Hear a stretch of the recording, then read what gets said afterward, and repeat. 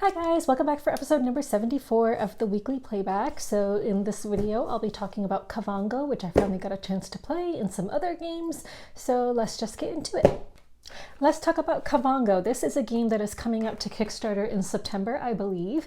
It is designed by Matt Brown and Zara Reed.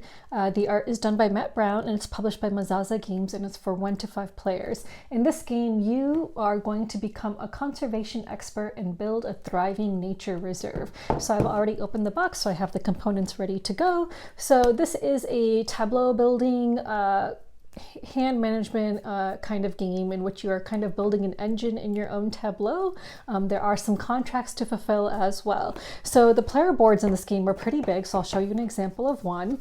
So this is an example of a player board. This is going to be your nature reserve, and you'll see the different kinds of tags you have up here for the different kinds of cards, production cards that you'll be putting underneath your board on top. And you'll have habitat and poaching protection cards as well. And on this side of the board, you're going to see 3 spaces for a sanctuary. So you'll start the game with 2 animals, which you might not be able to place because you may not have met all the requirements, so you can place them into your sanctuary. And as the game goes on, you'll always have space for 3 animals in your sanctuary, and once you meet the requirements, you can immediately put an animal into your reserve. So this is a pick and pass game. Each hand of cards is going to be comprised of some action cards and then some animal cards and production cards. In rounds 1 and 2, you'll have production cards. So production cards are what are these, production cards are these cards. Okay, so those are what you'll need in order to hopefully add animals to your reserve. So they will have like different kinds of bugs, different kinds of plants or fish, and trees and grass. So those are production cards. And you're going to need to meet the requirements of an animal in order to be able to place it into your reserve. So for example, this animal requires a climate protection of 2, a habitat protection of 2, and it requires 3 grass and able to be placed into someone's reserve. And then this is the tag of this animal, and this is how many points it will be worth at the end of the game. So each person's hand that they are going to be picking from and passing is comprised of action cards, production cards, and animal cards in round 1. So in round 1, you'll have 3 action cards in your hand to start the game with, and then I believe 6 production cards and 6 action cards. So some of the action cards are will allow you to perform research, so you can take a research card and keep one. You can do climate fund. There's just different kinds of cards, restoration, and so on. So in this game, on the main board, you are going to have research cards, which you will be trying to fulfill. So the research cards, let me just show you some examples from the different rounds.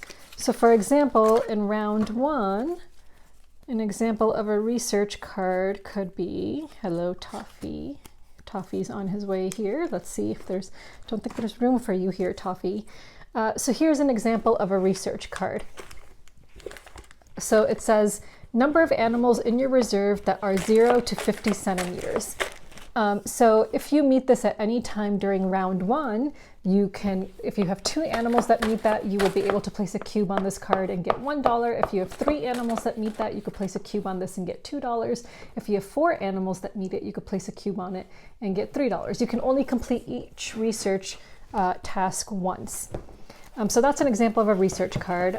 There could be some other ones, like for example, have all 4 types of producer in your reserve, which will earn you $2.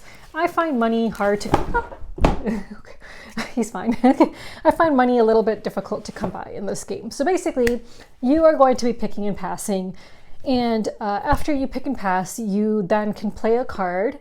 So you can play a producer card if you have a producer card. Those don't cost anything to play. So, you know, those again are like the bugs and the plants you need in order to then be able to play other cards. And then you can Toffee.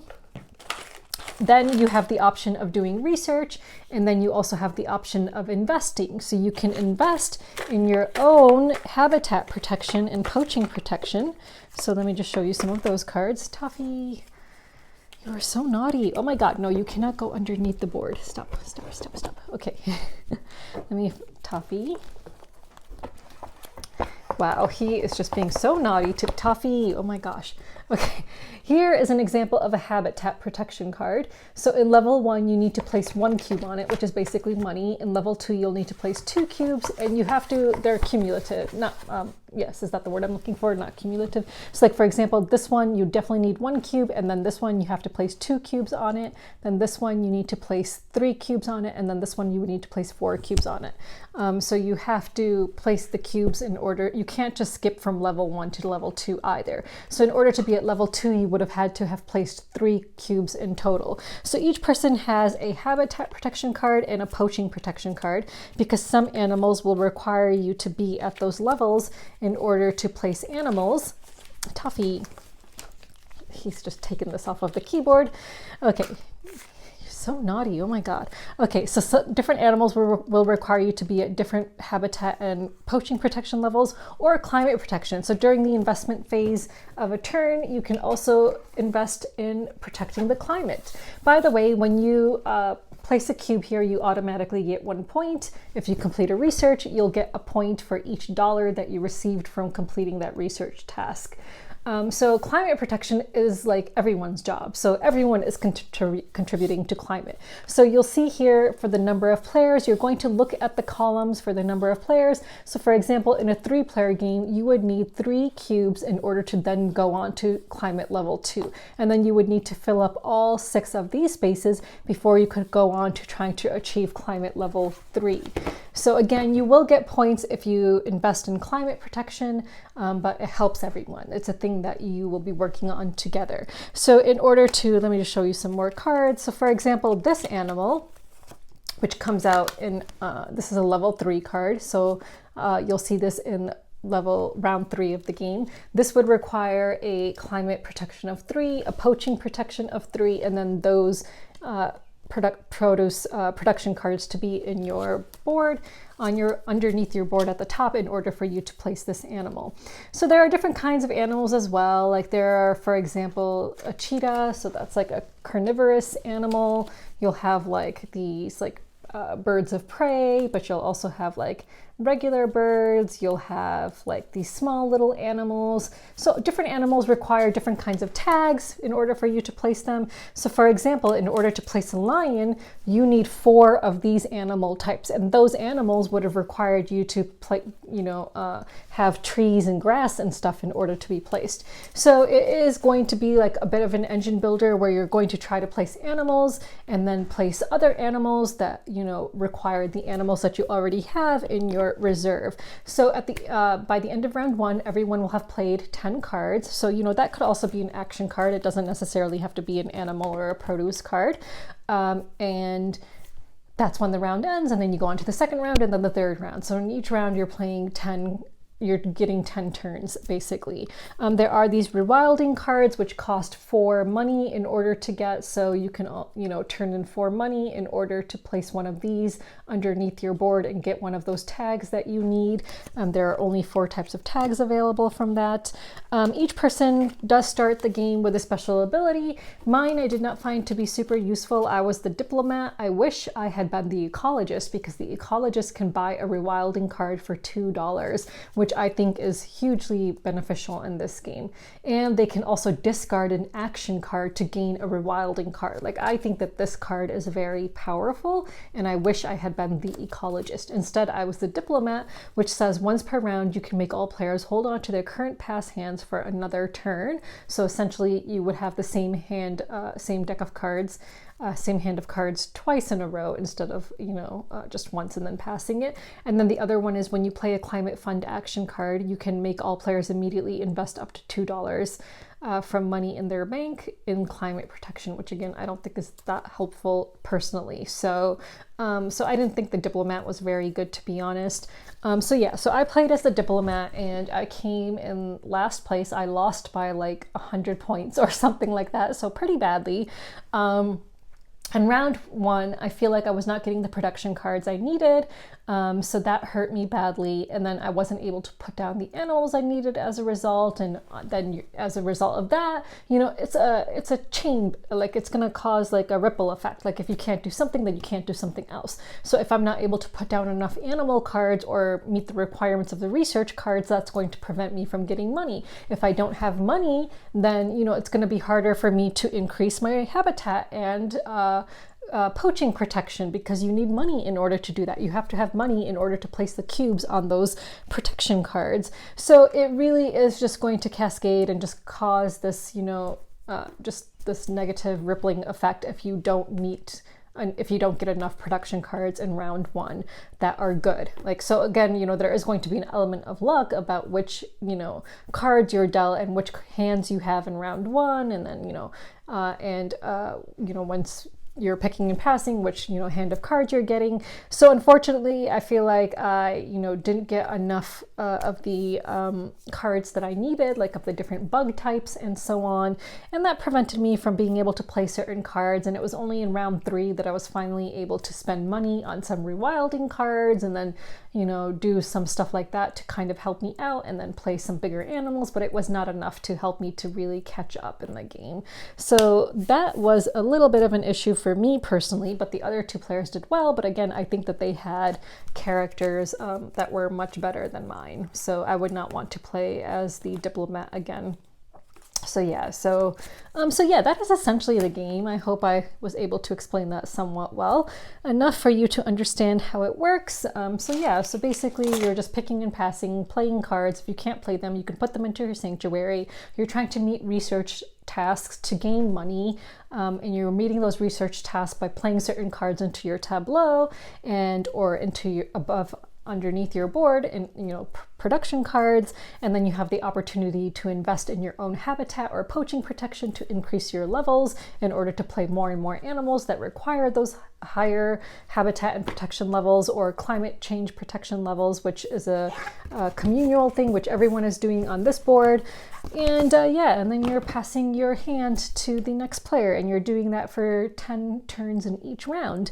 So that is essentially Kavango. And then at the end of the game, you are going to, you know, you've been keeping track of points as the game has been progressing, because again, each time you complete a research task, you will get points equal to the number of money you were able to collect. And then each time you contributed a cube from your money to climate protection, you would have gotten a point. And then at the end of the game, you're going to add up all the points of the animal in your nature reserve, not in your sanctuary. So not animals that you were not able to place. And then whoever has the most points will win. So I ended the game with around 80 points, I think, and my opponents had around 180 points. So there was like 100-point difference between me and them, because I feel like I was really badly hurt from not getting the production cards I needed in round 1, and that just really, yeah, created a bad ripple effect in rounds 2 and 3 for me. So yeah, but things that I like about this game, it is an engine building game, so I like engine building games. I'm definitely planning on playing this once more before I create my 1-minute overview video, because I did enjoy it, even though I lost very badly.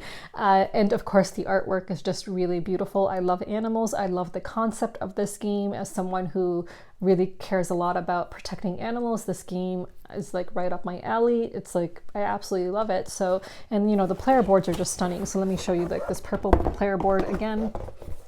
So yeah, the different player boards have like different animals on them. So like the green one has elephants on it.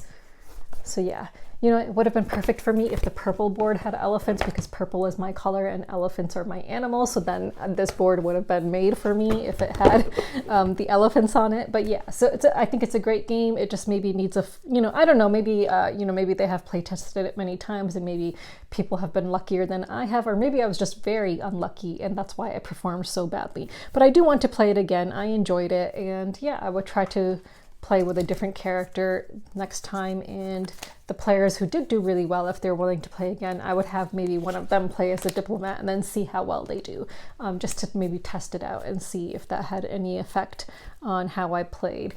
Each person does start with a certain number, 2 tags. So like, for example, this person starts with the grasslands tag and the fish tag. So you'll see 2 tags highlighted on your own player board, and those are 2 tags that you will be starting with, production tags. So that is helpful. So let me just show you some cards before I put this away, just to give you an idea of what kinds of cards exist in this game and what kinds of things they need. So like if you see a shield, that is poaching protection. If you see an arrow, that is habitat protection. If you see a circle, that is climate protection. So the different levels that they need for the different things. And then of course you'll see all the tags that are necessary for you to place that animal, and then the animal's tag itself, and then how many points they are worth. And then of course each card just states a fact about the animal at the bottom of the card. So that's just some flavor text. And then each animal does state how much it weighs and how long it is, or tall maybe, is it length or height? I do not know. And those may be relevant for the different research tasks that you might be completing throughout the game, as some of them do say you need this many animals that weigh this much, or this many animals that are this height. So yeah, so that is essentially Kavango. So this is hitting Kickstarter, I believe, in September. So keep an eye out for it. I will be doing my overview video for this as well that you can keep an eye out for. And when I post that, I will of course post a link to the campaign. So yeah, so keep an eye out for Kavango.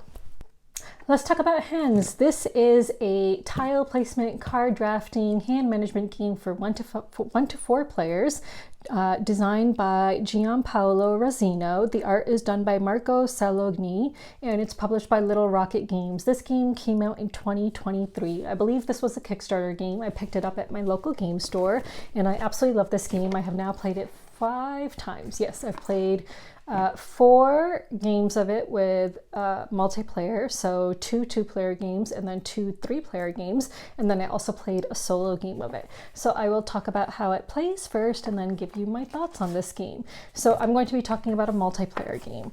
So in this game, you are basically trying to collect hens and place them into your own yard in a certain way so that you will hopefully score the most points at the end of the game. So you are going to be creating a 3x4 or a 4x3 grid.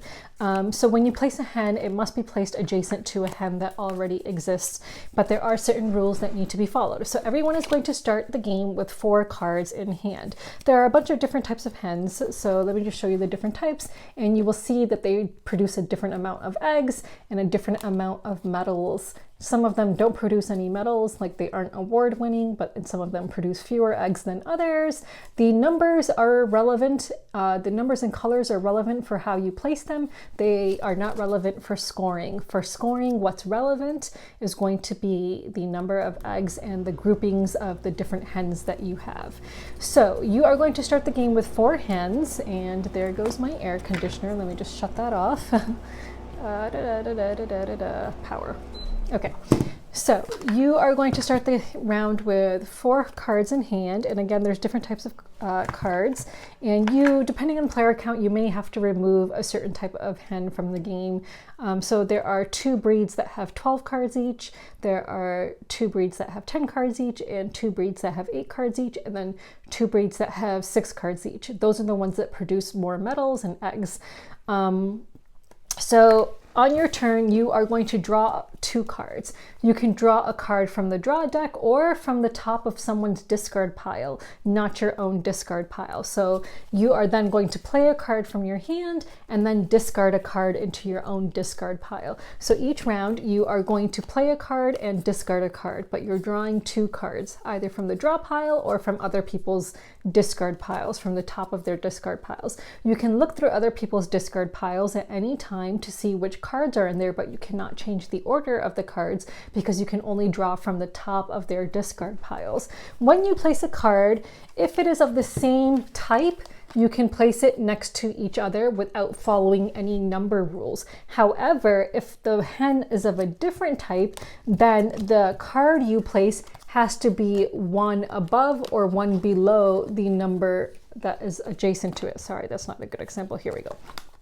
So for example, if I wanted to place this yellow, I can do so because it's, 1 away from 4. However, if I had, like, let's suppose this black card here, and then like let's suppose I had another black card here that was numbered 3, then I would not be able to place this yellow because it would not respect the rule with this card. So for every card you place, you have to respect those rules. If it's the same color, then you can put down any number adjacent to that card. However, if it's not the same color, it can only be 1 away from that number. So it could be 1 higher or 1 lower.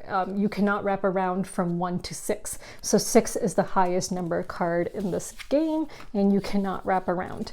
And each person will have a card that shows them how many cards there are of each number of each breed in the game. So that way, as you're building your tableau, your barn, and you're looking at other people's barns or yards, and you're seeing which chickens they have, and you're waiting for a certain card that you think will fit perfectly into your grid, you may realize, oh, that card doesn't exist because there's only one of them according to this like guide that tells you how many cards of each number there are. So that helps you to kind of decide whether you want to play a certain card or hold out for a certain card, and so on. So once everyone has placed their 6th card, you are going to place a rooster token on a group of chickens. So at the end of the game, the way you're going to score is you're going to score your largest grouping of chickens, which are chickens of the same color adjacent to each other, and then you're going to score your rooster grouping of chickens. So you want to place the rooster token on the group of chickens that you believe will be your 2nd largest group, not your largest group, because if it's your largest group, you will only get to score it once. You will not get to score it twice. So you definitely want to predict correctly on what your 2nd largest group of chickens will be. If it's even your 3rd largest group of chickens that you have your rooster token on, it's fine. You'll end up scoring your 3rd largest group then instead of your 2nd largest, which isn't ideal, but it's better than accidentally placing this on what ends up being your largest group of chickens, because then you'll only get to score that group once. So you do that after placing your 6th card. So the game goes around until everyone has finished, and then everyone has a 3x4 or 4x3 grid of chickens, and then you go on to scoring. So first you're going to score the largest group that you have of adjacent chickens. If you have a group of chickens and then you have like one floating chicken away from that group, it's not going to count, obviously. They have to be adjacent to each other. So when you're scoring chickens, you are going to count the number of eggs, and that is going to be your score. Then you're going to score the group of chickens that has the rooster token on it. Then you will count up your medals. For every 3 medals, you will get 2 points. And then if you were not able to place a card because you couldn't respect the rules during the game, you are allowed to place a card upside down, but that's negative points at the end of the game. So for each card that was placed upside down because you could not place a card otherwise, that's going to be -1 point. And then you are going to check for any objectives met. So in each game, there will be some objective cards that you can, one objective card, and it's going to have a top objective and a bottom objective for you to try to meet. So an example for this one, let me just do one that I know. So here's one. So this one, the top objective is for you to have a whole column in which the chickens produce only 2 eggs. If you do, you will score 6 points. You can only score these once, by the way, unless there's like an X symbol here. And so this one says, you will have groups of chickens with that have at least 3 of their kind in it, and you will score 2 points for each such group of chickens. So in that case, you may want multiple groups of chickens that have of 3 chickens each. So yeah. So then you will see whether you met any objectives, and then you will total your score, and then whoever has the highest score wins. It's a really fun game, which is why I've played it 5 times. The solo game works a little bit differently. In the solo game, you still will have the rooster token, you'll still score in the same way, you'll still have an objective card to score. However, instead, because there is no other player's draft piles to draft from, so when you draw a card from the draw pile, you are immediately going to decide whether you're keeping it or discarding it. And then if you keep that card, then the next card you draw from the draw pile has to be immediately discarded, and you can never draw from your own discard pile. So that's the only difference for the solo game. So the solo game is still fun, but it's way more fun to play a game with other players because, you know, they are also going to be trying to add certain chickens to their yard, and you're going to be mindful of what kinds of chickens other people are trying to collect. Like the black chickens, those are really hard to get, but they're definitely worth the most points because they have more medals on them and they produce more more eggs. So if you see that someone else is trying to go for the black chickens and you are too, but there's only a limited number of black chickens, there's only 6 cards of the black chickens and the green ones, which are worth the most points. So you'll be mindful of that, and you might end up changing your strategy throughout the game as you're playing because of that. I super enjoyed this game. A friend of mine had posted an Instagram post. She made an Instagram post about this game, and as I was walking through my friendly local game store, I saw this on the shelf. There was only 1 copy left, and I remember seeing her post, so I immediately picked it up, and I'm so glad I did because I really love this game. It is really fun and just a really good game with, simple small box game, but with a lot of like depth and strategy in it and how you play your cards. Absolutely love it, and I definitely plan on playing it more times. And they currently have a game on Kickstarter, which I will talk about again later in this video, but it's called Coney, and it's a similar kind of game, but different mechanics, I think a little bit different, but a small box game with a lot of game in it, and it's about bunnies instead. So it's got cute little bunnies. So, I'll leave a link to that below, but again, I'll mention it later because I am backing it on Kickstarter. So yeah, so check out Hens if you think that this is a game that might interest you. It's really good. Let's talk about Walking in Burano, the Roll and Write edition. So this just came out in 2023. It's for 1 to 4 players. It's designed by Wei Min Ling, and the art is done by Michelle Li, and it's published by Emperor's S4 Games. So this is the roll and write version of the card game. If you haven't played the card game and you're curious about it, you can check out last week's weekly playback because I did play it recently and I talked about the card game. So this week I'm going to be talking about the roll and write, which plays similarly to the card game, but of course there are differences because it is a roll and write. So I laminated 4 different sheets, and as you can see, they are all different because they have different buildings. They start with a different colored building, and they will have started with different circles on them and just different things going on in each building to begin with. And you're going to have dice in this game. Each person is going to have 2 boats, and you will have your starting player token. And each person is also going to have a sheet to keep track of their money, and it'll also tell you like the different requirements on how to place your dice, like how you can, mark those off. And it comes with this. So I did use double-sided tape so that the insert would stay in place. So yeah, you're going to be placing your boats along the dice, but I'll get into that. So the active player is going to roll these dice and then place them into their slots. And then starting with the active player, you are going to place a boat for the die that you want to use on that turn on your sheet. And then you'll snake back around. So the active player will place a boat, and then the next player, and then so on, and then you'll snake back around and place your second boat. Alternatively, if you don't want to use a die, you can always turn your boat upside down and instead just take 2 coins immediately. Coins you need because in order to invite guests to your house, similarly to the card game, because guests are what allow you to score, that's how you actually get points, you need to spend money. So for each guest you invite, if you choose, you can only invite 1 guest per round, and each guest will cost 3 coins. Also, you can spend a coin in order to change the value of a die. So you can see here, you can spend 1 coin in order to increase or decrease the value of a die by 1. That's only for yourself, it's not for everyone. So you're not going to physically change the die that is in the box, but just for yourself. So you need coins in order to perform these various actions, and you will also get coins by circling the different things on your sheet. If something is immediately adjacent to a coin, like for example, this cat here is immediately adjacent to a coin, so if you ended up circling that cat, you would immediately gain 1 point, and then if you immediately ended up circling that curtain, you would also gain a coin. So that coin is for both that curtain and that cat. So you will end up getting coins throughout the game by circling various items on your player sheet, and you need those coins. So the guests you can see are on the bottom here. So you have 10 different guests that are possible to invite. You do want to be mindful of, the round, the game ending. The game end is triggered once a player has filled in their 5th guest. So if you haven't put in 5 guests by then, the round will finish, but too bad, you may be screwed out of getting all the guests that you need. So similarly to the card game, the guests, can score for plants, they can score for cats in a house, they can score for curtains and lights and chimneys in a column, they can score for the skip one, like the every other light fixtures, they can score for chimneys where you would add up all of your chimneys. the values of all, you know, you would get, no, sorry, you would get 4 points per each chimney filled in.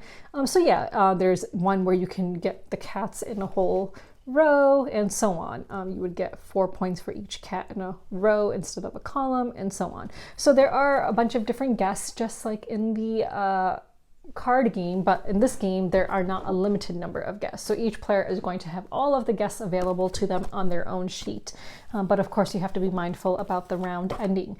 So the way different things are marked, flowers, you need to, of course, look at the die's color, because you can only do something on the corresponding building. So if you're using the yellow die, it has to be something on the yellow building, and so on. If you're using the blue die, it has to be something on the blue building.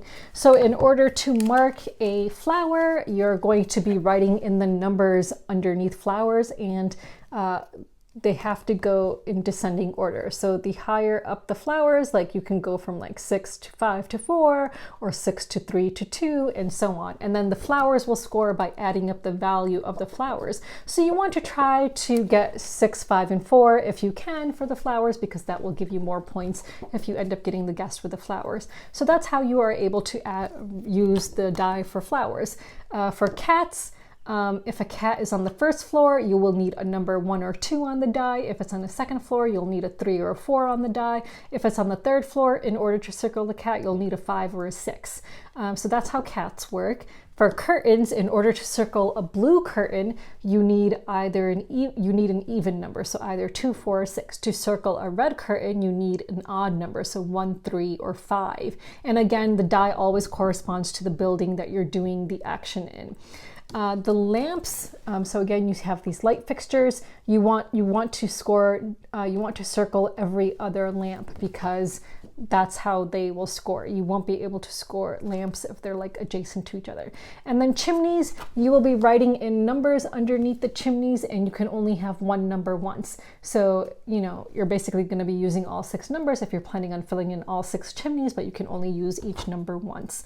So that is how that works. So you're going to be using the different dice and using the dice for the corresponding building that, you know, it matches, and then deciding how you want to use that die exactly, like what you want to do in that building. So it is a bit trickier. It's a little bit trickier than the actual card game. I would say it's actually much more thinky than the card game, in my opinion, because, like, you know, you have to work with these dice numbers. So it's very much like any other roll and write that you might play. There really isn't any chaining going on. There's like really no, it's not, what would I say, combo-tastic. It's not a combo-tastic roll and write game, but it is a fun and thinky roll and write game. So I'm definitely planning on keeping it. I've played it solo, and I've played it at a 2-player count now, and I really enjoyed it. So I'm really glad that I got this game. This is a review copy that I picked up at UKGE. So yeah, it's really fun, and I like it. It's very thinky. The solo experience is a little bit different.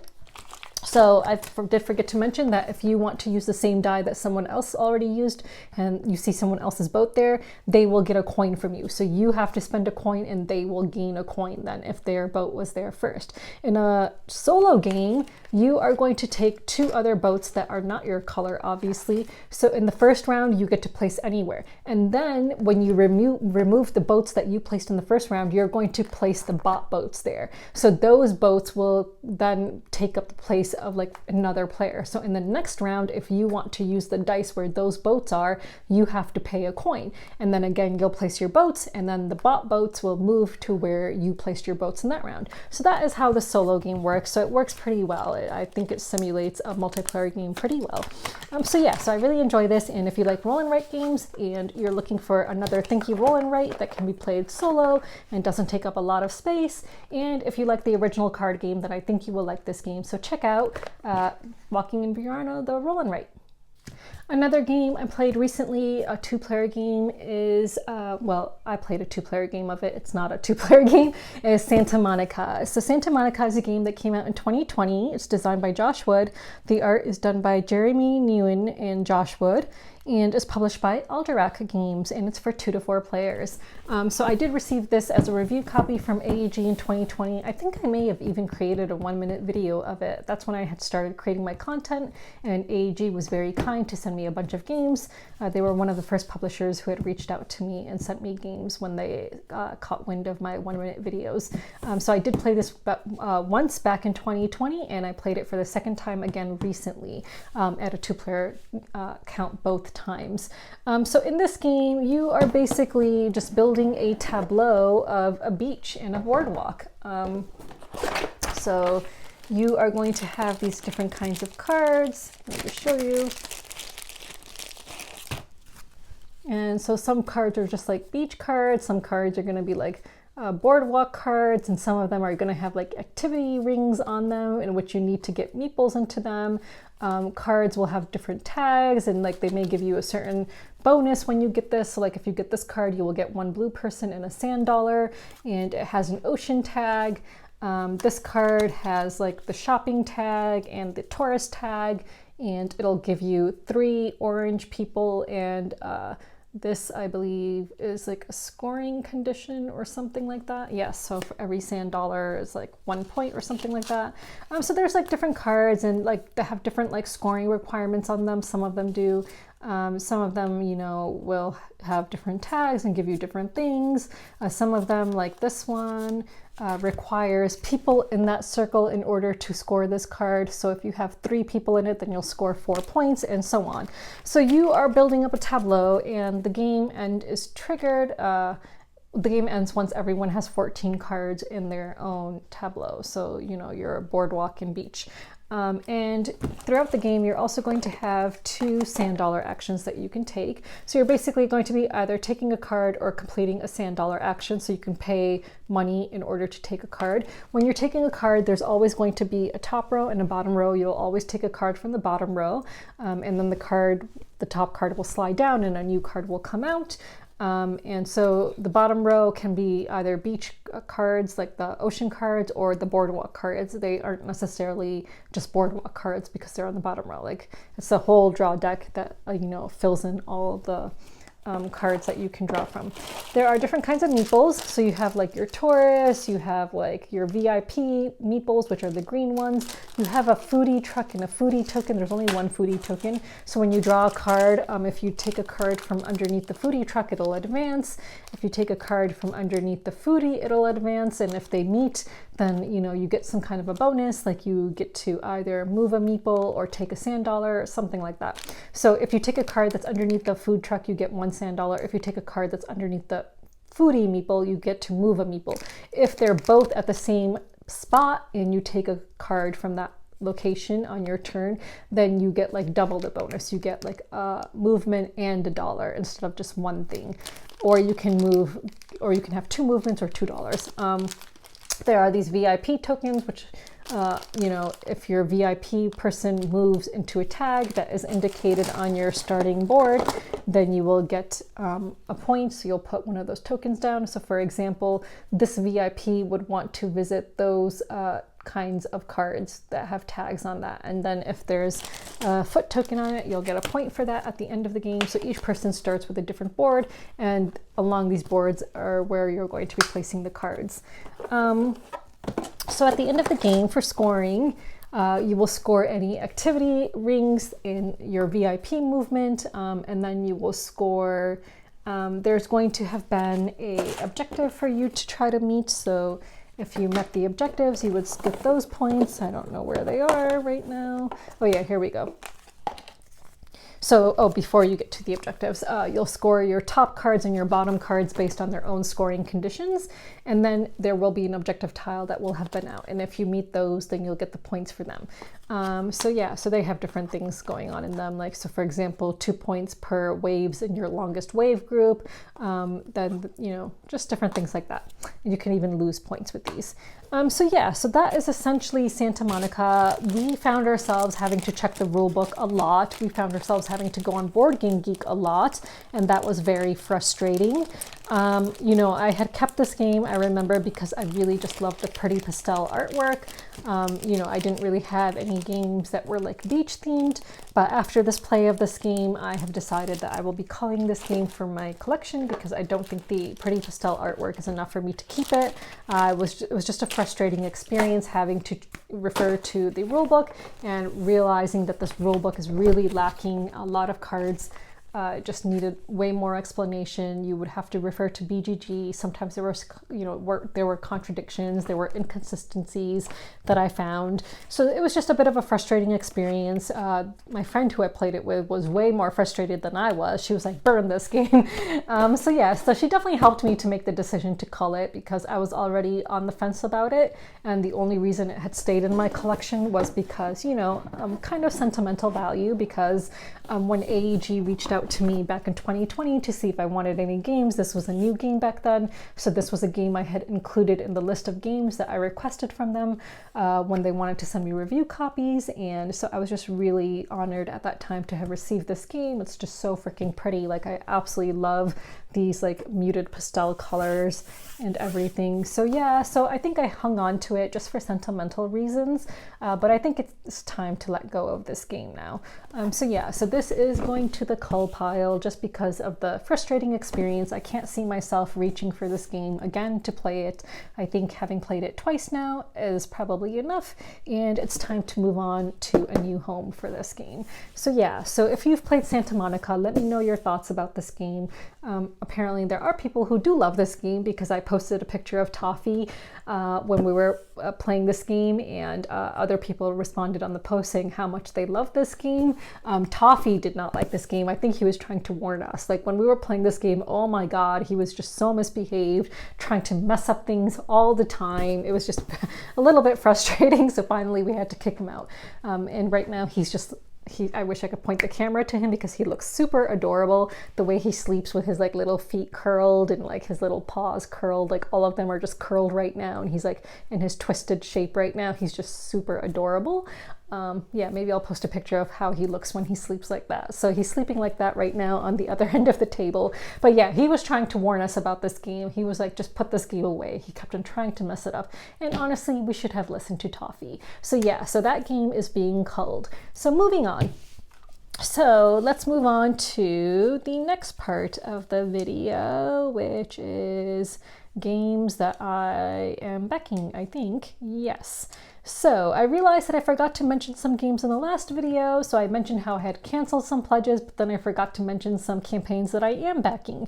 And since then I've added some new ones. So as I mentioned earlier, Little Rocket Games has a game currently on Kickstarter called Coney, which I am backing because I love Hens so much. Like, this is a recent buy of mine within the last week, and I've already played it 5 times. So I think I will love Coney's. Of course, I was trying to decide whether or not to just wait until it comes into retail, because I did buy this at my local game store, so presumably Coney will be at my local game store. I think I might actually ask them, because I don't know if this was just something they only had like 1 or 2 copies of, or if they backed the Kickstarter. If they backed the Kickstarter, then I'll probably cancel my pledge and just wait until it comes into retail to get it, because I'd rather not pay the shipping cost if I don't have to. So Coney right now on Kickstarter, the game is €20, and then shipping, I think they have shipping costs estimated here. Let's see. Let's see. Shipping estimates for USA, €9. So yeah, I mean, €9 is €9. Like, I could buy a bubble tea with that, right? So I may cancel my pledge. I'm going to go to my local game store later and ask them if they are planning on backing Coney, or hopefully receiving Coney later on once it's available, because in that case I'll probably cancel my pledge just to save money. I really need to start saving money because I have a lot of credit card debt. So yeah, I'll probably end up canceling it, to be honest, but just so you guys know, it's currently on Kickstarter in case you do want to back it. Another game I'm currently backing on Kickstarter, which I will keep just because I don't know how widely available it'll be at retail. It's Pacific Ocean card game.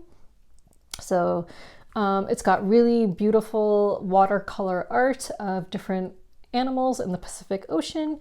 It is a small game that fits into a small tin box. It is, how much is it?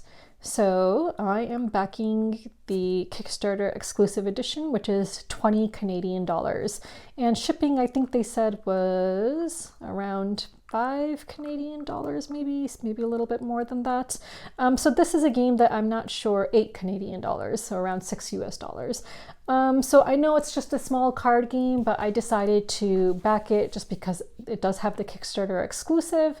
So it'll come with a solo expansion, a tropical fish expansion, and yeah, so those come with the game. The Kickstarter exclusives are 3 aquatic animal cards, 1 tropical fish card, 1 bot card, and 1 sanctuary card. So, you know, just in case my local game store does not back this, because it's a small game and I don't even know if they know about it, I am going to keep my pledge for this just because I don't have too many oceanic themed games, and the watercolor art for this is just really beautiful. So of course, as always, I always include links below so you can check it out for yourself. Another game I'm backing, which I forgot to mention last time, is Dog Park New Tricks expansion. So if you've watched my videos before, I've played Dog Park now twice, maybe 3 times, maybe twice. I think it plays too quickly. I like it. I like the concept. I think it's a pretty light game, but it plays way too quickly. I do not know if this expansion solves that problem. Probably not. I think it just introduces new breeds and trick training and enough room in the park for up to 5 players. So I don't think it'll solve the length problem. Like, I feel like that game, you're just getting started and then it's over. Like, so that's one thing that I don't like about the game, but I am unfortunately a completionist, which is why I am backing the expansion. I'm guessing the expansion will probably be available in retail, so maybe I should just wait. I think I'll just ask my retail store whether they are planning on getting this expansion. I've seen Dog Park widely available in like so many places, so maybe I'll cancel my expansion and just wait until it comes to retail so I don't have to pay for shipping. Yeah, so maybe I'll do that. So what else am I backing? Itaria, which is a game I covered for its Kickstarter, which is a 2-player game that I really enjoyed. That's back on Kickstarter and it has funded. So they had canceled the last campaign because of some shipping error or something like that. So Itaria has 19 days to go and they've met their funding goal. So I'm pledging at $1, of course, or $3 rather, to get my production copy of the game. So I think that's their pledge manager.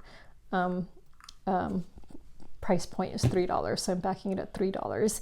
So yeah, so that has 19 days to go. It's a pretty good 2-player game. I've played it a couple of times. I really enjoyed it. So yeah, so I'm looking forward to getting my production copy, which I hope will be of nicer quality than the pre-production copy, which wasn't that bad anyway, but it was nice actually, but I think the production quality will be nicer. I am backing Nestlings at $1. But yeah, that's not a game that I think I will advance my pledge to the full pledge level. Maybe someday it'll be available at retail, or maybe I'll see if I can get a review copy of it someday. But yeah, I don't think I'll be backing the game at its full pledge level. Nestlings, it's a bird game, it looks really pretty. And then I'm backing Fairies and Magical Creatures at $1, which recently hit the $75,000 mark on Kickstarter. So I'm backing it at $1, of course, to get my production copy of that game. And yeah, and that is it, I believe. So moving on to games that I have received or bought. So I already showed you guys Hens, which I bought from my local game store and which I absolutely love. So yesterday, Millennium Games had its grand opening of its new location. So Millennium Games is the game store in Rochester, which I consider to be my local game store, and I'm very blessed because now it is the largest game store in America, and they had their grand opening last night, which was amazing. The store is so huge, it is so big, and they have it just laid out really nicely. It's so much nicer than their old location, so much bigger, it's much roomier. The game room is humongous. They have a huge game room in the back right section of the store, and that room has glass windows so you can look inside and see all of the people gaming, and so many tables to game at, which is great because they have a Friday night game night, and if you want to use the room for gaming, you can go at any time. You just have to pay $10 and you'll get a wrist sticker thingy, and that $10 is converted into store credit though. So when you pay to game there, they will give you a $10 store credit coin, which you can then spend on in store.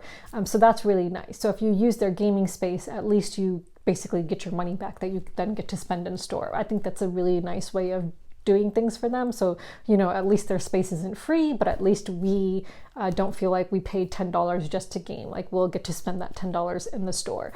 So yeah, so I went to their grand opening last night. I absolutely just love the space. I'm so grateful that I can, consider that to be my local gaming store. Absolutely happy. So last night when I went, I picked up Trailblazers. So I picked up the Super Travel edition of Trailblazers, which I had mentioned before that I played my friend's copy. They have the deluxe version, and I mentioned that I wanted the travel edition, so I saw a couple copies there last night, so I picked it up. I also picked up the animal expansion that is sold separately, so I use my own plastic bag because I buy these high quality plastic bags from Amazon. So so then I put all of the trail cards here, and then all of the square cards on the bottom, and then the tokens fit nicely on top, and I'm just super excited to play this solo. I absolutely love how compact this is. So this is a game I didn't feel the need to get the big deluxe box of it, and I'm quite happy to have gotten this really small edition of it so that I can take it with me to like cafes or bookstores and play it there as well. So I picked that up. Two recent arrivals, which I will show you. The first I cannot open because I'm not allowed to show you the inside yet, but I think I can show you the outside of the box, which I'm super excited about. So I will show you, but there's an embargo on unboxing videos and reviews until July, so I won't show you the inside, but I'll show you the outside. I hope I'm allowed to. They didn't say that I couldn't show the outside of the box.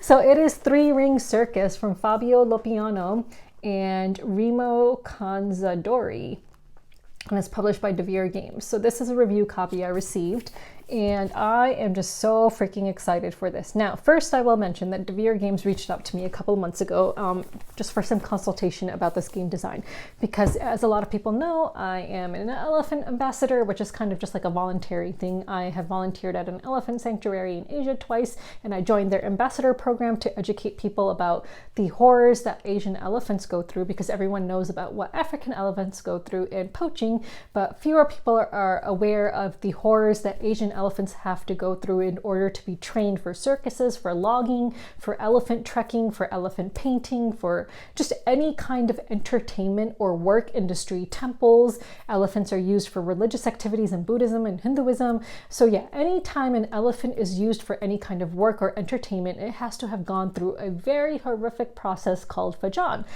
So I try to educate people about that, and I'm designing a game about rescuing elephants, and I've written articles about it, so I try to do my best to educate people. I've, gone to protests, multiple protests, protesting circuses, protesting to raise awareness, and so on, elephant marches and stuff like that. So Devere Games had actually reached out to me just for some consultation work about this game, because there are elephants depicted in this game, which of course is something I am 100% opposed to. I'm opposed to any animals being used for any kind of entertainment, whether that's in an aquarium or a circus or a zoo.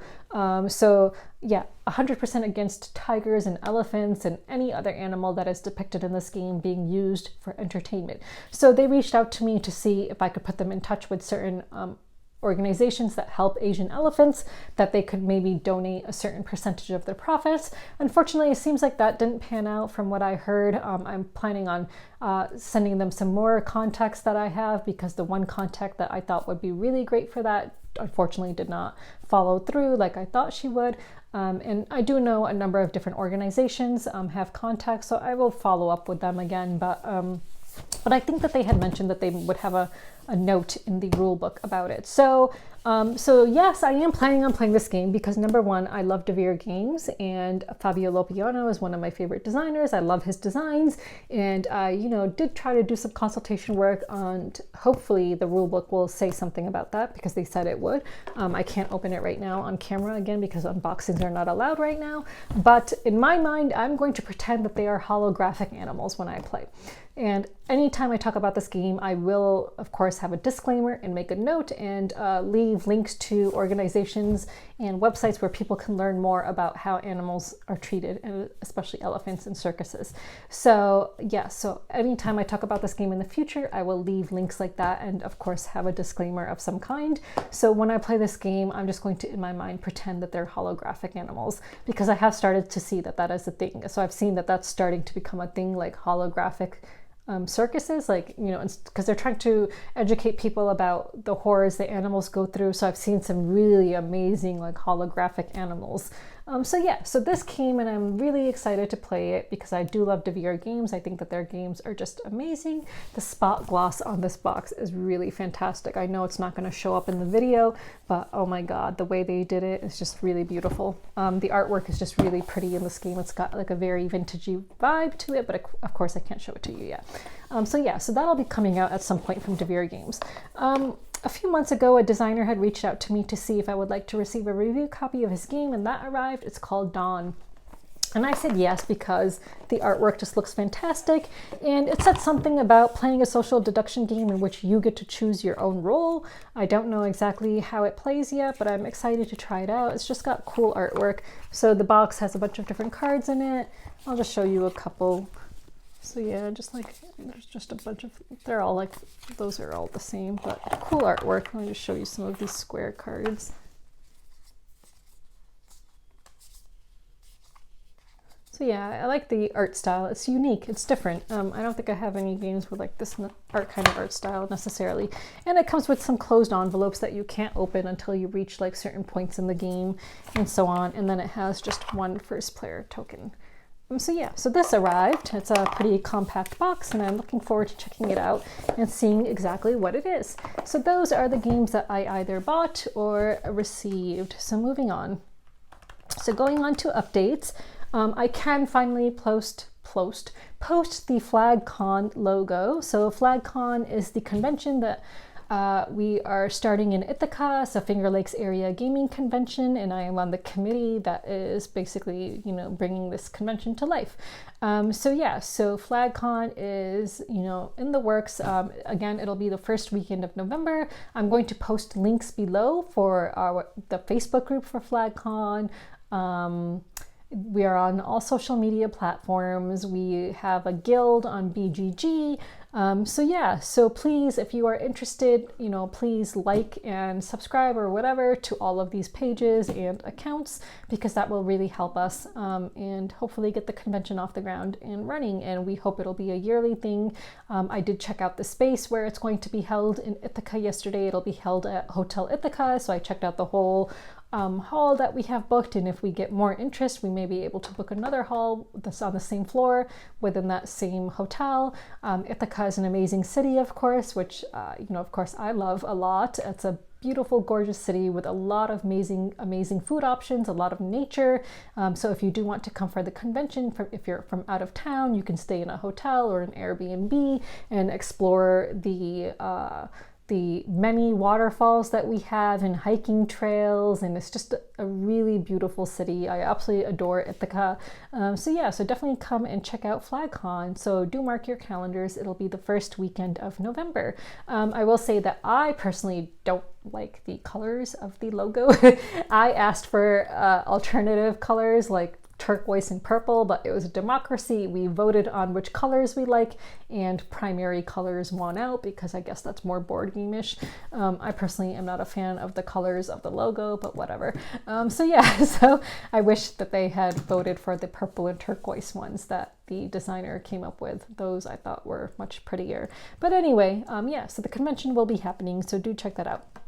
So moving on, let's move on to questions and commentary. So last week's question, I asked you guys which game from the year 2000 or earlier would you like to see a new edition of? I have been racking my brain and I could not come up with a game from the year 2000 or before because I just don't know of too many games from back then.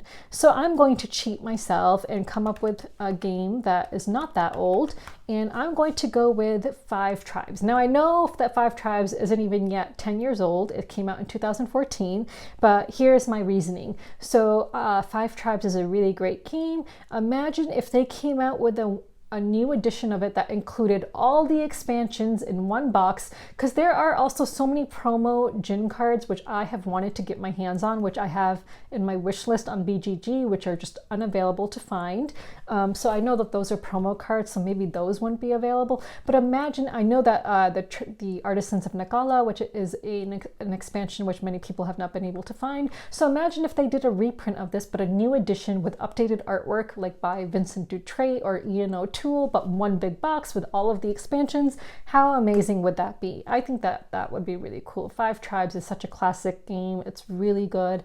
absolutely love Five Tribes. If they came out with a new edition with amazing artwork and all of the expansions in one box, I think that that would be amazing.